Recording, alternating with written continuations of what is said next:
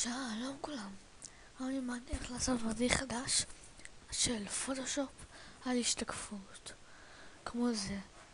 מי שלא יודע, התחלתי להתעניין בכל הפוטושופ, אפטר אפקט וסינמה 4D.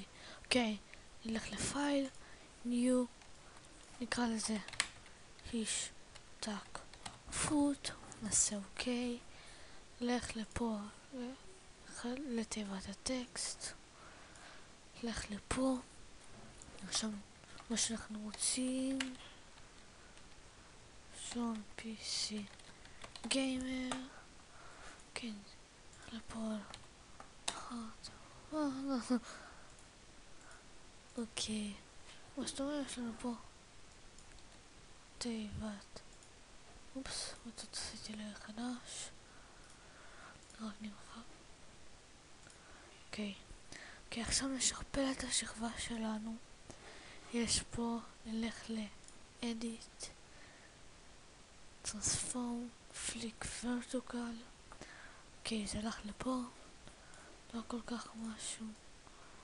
אוקיי, הנה זה בדיוק, נעשה את זה ככה. אוקיי, עכשיו זה לא נראה כמו מי יודע מה השתקפות, נכון? אוקיי, נוסיף פה מסכה, הנה.